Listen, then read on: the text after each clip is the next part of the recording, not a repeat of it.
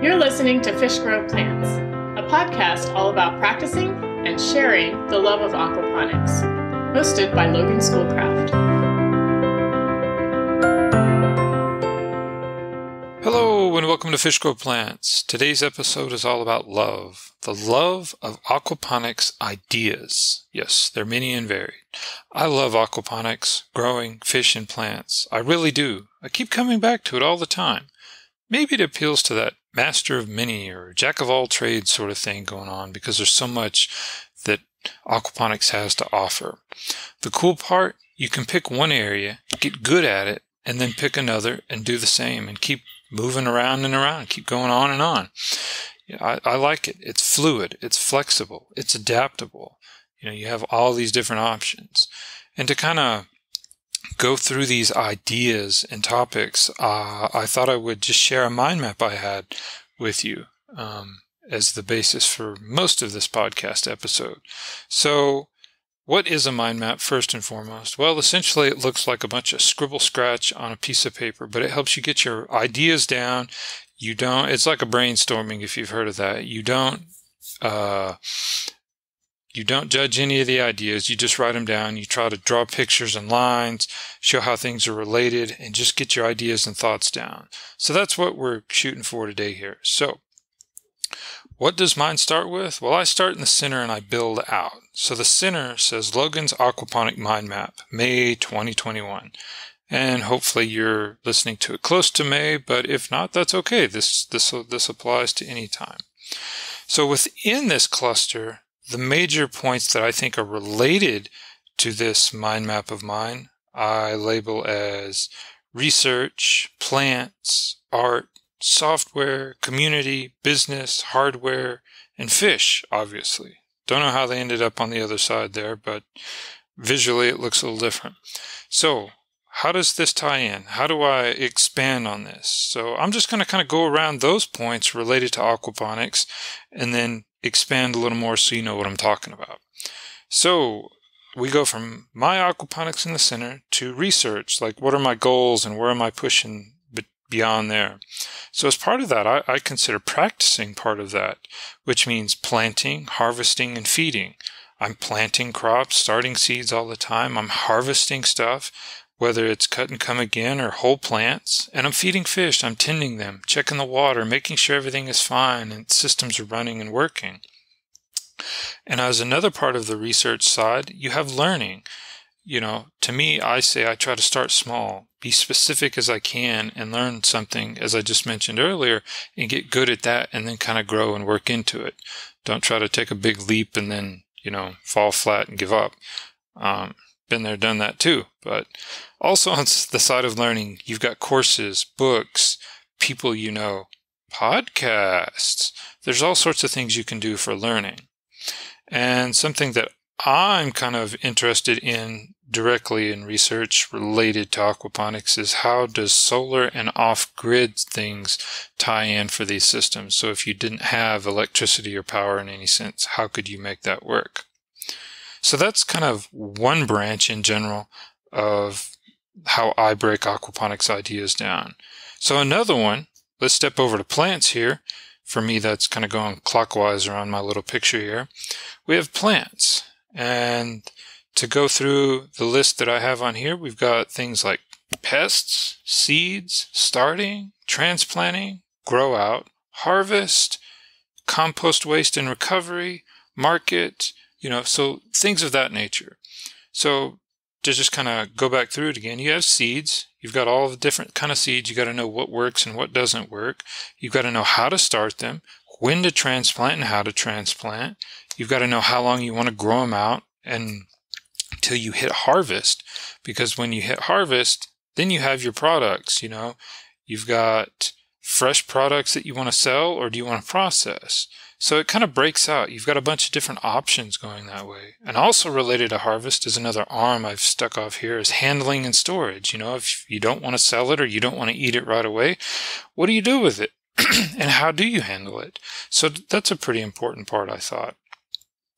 So moving on around clockwise, I have art. I listed art on here because I think a lot of what I do. I feel kind of like a craftsman, and I would think if anyone's in the farming, gardening kind of area, they might look at what they do in that way as well. So there's tons of things, like people do Instagram with their pictures and their video, and I don't have an artistic bent at all, but like, quote, watercolor. I thought that was a little funny.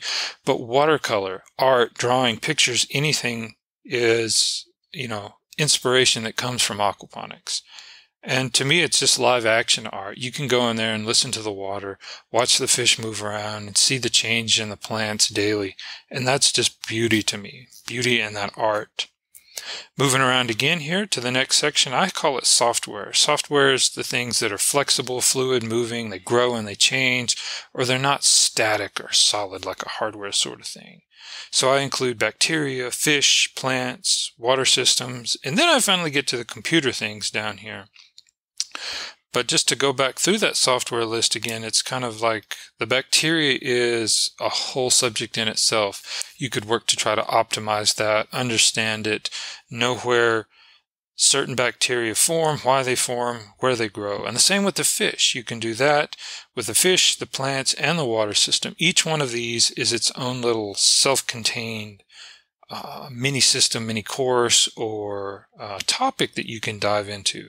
And then lastly is the computer stuff, which, we understand is the standard software jargon these days with your online stuff, your databases, and then like farm and garden software to help you plant, lay out, and get your whole system and garden going. Moving on to the next topic, or clock, maybe you call it like moving around the clock for me, the way I drew it here, is community. And inside of community, the ideas that for aquaponics that came up for me is that you can share, you can educate, you can have a literal community garden, you can share that community love, and you can have a massive amount of contribution because of all of those, not just a physical garden, but if you're sharing what you know, you're sharing how to do things, all that is giving back to people to help them grow and be better themselves. So I think that's awesome. Next section, kind of related, kind of not, depending on what you think, is business. And business, the business side of it to me has a bunch of things, but I kind of kept it short here. You've got your produce, like your fish and your plants are the main produce that come out of that. And then you have products that you process and actually develop kind of aside from the aquaponics, but is fed, kind of pun intended, from the aquaponics. You could also do information, you could do tours and education, and you can do art like I mentioned earlier.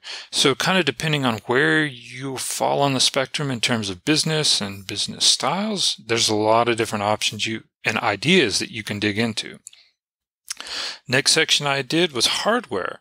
And this is probably what got me going a lot too, because when I was younger, I just loved hardware, like engineering type stuff, putting it all together, see where it goes, what do we get, So we've got tanks and troughs that deal with liners and, how do you keep water together? You've got pumps, how do you move the water? Blowers and air stones and pumps, how do you keep things oxygenated and moving around, keep the DO level up?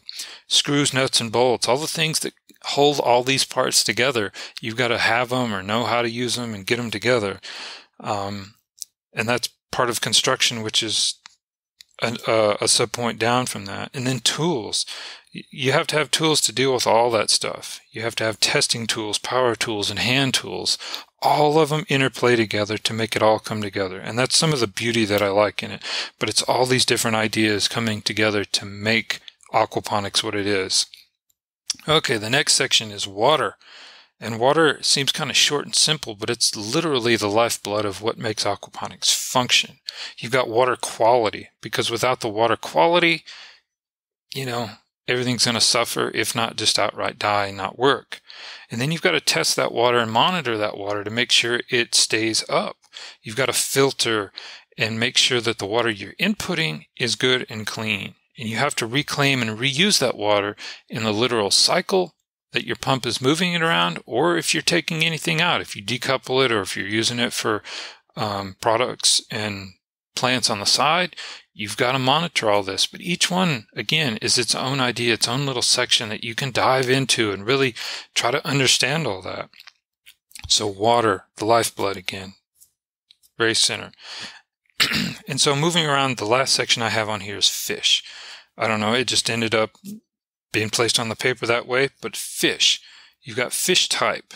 You could choose any kind of fish in the world, really, depending on your location, the legality, what they're made for, what you want to do. You've got to know where you're going and why you want it to get there. You got to know the tank system and size, depending, like I said, on what kind of fish you choose. And you got to know the requirements, like what kind of dissolved oxygen do they need? What kind of food is best for them? What kind of temperature range, water-wise, and just air temp. All this is going to influence it. But all these ideas tie into your fish, not just knowing, oh, I want a goldfish, or oh, I want tilapia. You've got all the other parameters and thoughts that you can go into. And that's what I love about it, having all these ideas available to you. And what the mind map for me does, makes it visual. And so what I would do is sit here and start drawing lines. You can see somehow, I try not to make it ugly. Usually when I do this, I have a bunch of colors and things, but it gets hard to read, especially if you don't understand my handwriting. But I hope all these ideas that I've laid out here in general will kind of spark your imagination. So if you feel, oh, I like this or I like that, maybe try a mind map, try to lay it out, share those thoughts. Even if it's just with yourself, you can get them out and get them organized and go, oh, I really like that. And I see how this ties in and that ties in. So everything's integrated in some sense, and you've got a path forward. At least that's how it works for me. So I hope this has been exciting, eye-opening, and get your juices flowing for all the possibilities that you have with aquaponics.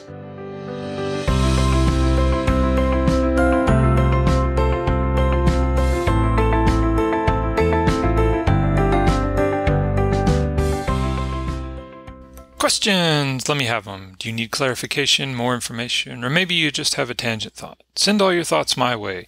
See the website fishgrowplants.com for episode details, or just firing off an email to fishgrowplants@loganschoolcraft.com and I'll get back to you. So, was this episode good, bad, ugly, or other? Let me know. Comment, email, smoke signals, it doesn't matter. I love to hear from you. Your feedback is immense and I'm always grateful for it. Likewise, thank you for taking the time to listen and share your thoughts. Have a wonderful day. This has been another episode of Fish Grow Plants, the podcast all about practicing and sharing the love of aquaponics, hosted by Logan Schoolcraft.